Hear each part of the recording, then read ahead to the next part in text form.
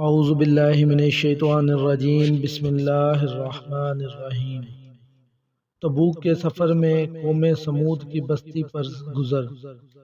غزوہ تبوک مشہور غزوہ ہے۔ یہ نبی اکرم صلی اللہ علیہ وسلم کا آخری غزوہ ہے۔ حضور اقدس صلی اللہ علیہ وسلم کو اطلاع ملی کہ روم کا بادشاہ مدینہ منورہ پر حملہ کرنے کا ارادہ کر رہا ہے اور بہت بڑا لشکر لے کر شام کے راستے سے مدینہ آ رہا ہے۔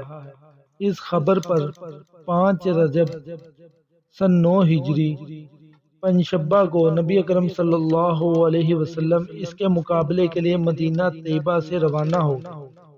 چونکہ زمانہ سخت گرمی کا تھا اور مقابلہ بھی سخت تھا، اس لیے حضور اقدس صلی اللہ علیہ وسلم نے صاف اعلان فرما دیا کہ روم کے بادشاہ سے مقابلے کے لیے چلنا ہے، تیاری کر لی جائے۔ خود اس کے لیے چندہ فرمانا شروع کیا کہ یہی لڑائی ہے جس میں حضرت ابوبکر صدیق رضی اللہ تعالیٰ عنہ گھر کا سارا سامان لے آئے، اور جب ان سے پوچھا گیا کہ گھر والوں کے لیے کیا چھوڑا تو فرمایا ان کے لیے اللہ اور اس کے رسول کو چھوڑایا۔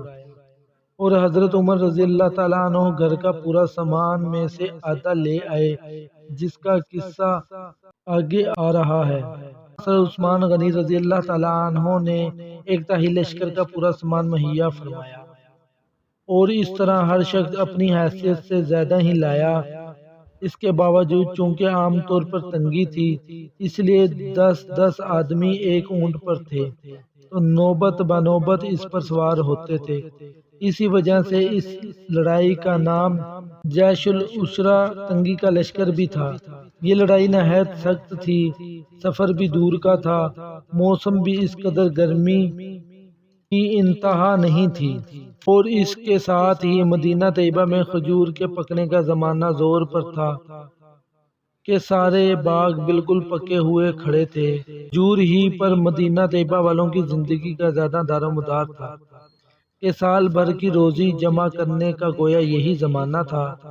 ان حالات میں یہ وقت مسلمانوں کے لیے نہایت سخت امتحان کا تھا کہ ادھر اللہ کا خوف اور حضور صلی اللہ علیہ وسلم کا ارشاد، جس کی وجہ سے بغیر جائے نہ بنتی تھی، اور دوسری جانب یہ ساری دقتیں کہ ہر دقت مستقل روک تھی۔ بالخصوص سال بھر کی محنت اور پکے پکائے درختوں کو یوں بے یار و مددگار چھوڑ جانا جتنا مشکل تھا وہ ظاہر ہے، مگر اس سب کے باوجود اللہ کا خوف ان حضرات پر غالب تھا۔ اس لیے باوجود منافقین اور معذرین، جن میں عورتیں اور بچے بھی داخل تھے، اور وہ لوگ بھی بضرورت مدینہ طیبہ میں چھوڑے گئے یا کسی قسم کی سواری نہ مل سکنے کی وجہ سے روتے ہوئے رہ گئے تھے، جن کے بارے میں آیات نازل ہوئیں، اور سب ہی حضرات ہم رکاب تھے۔ البتہ 3 حضرات بلا عذر شریک نہیں تھے، جن کا قصہ آئندہ آ رہا ہے۔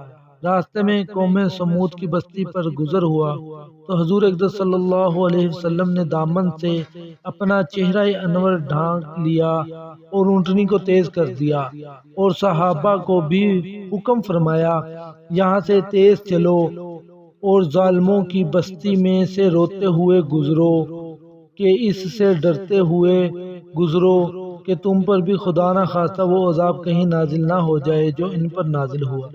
اللہ کا پیارا نبی اور لاڈلا رسول عذاب والی جگہ سے ڈرتا ہوا، خوف کرتا ہوا گزرتا ہے، اور اپنے جانثار دوستوں کو جو اس سخت مجبوری کے وقت بھی جانثاری کا ثبوت دیتے ہیں، روتے ہوئے جانے کا حکم فرماتا ہے کہ خدا نہ خواستہ وہ عذاب ان پر بھی نازل نہ ہو جائے۔ ہم لوگ کسی بستی میں زلزلہ آ جائے، سیرگاہ بناتے ہیں، کھنڈروں کی تفریح کو جاتے ہیں، رونا تو درکنار رونے کا خیال بھی دل میں نہیں لاتے۔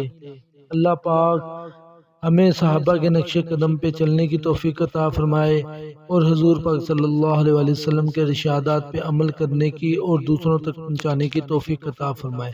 آمین۔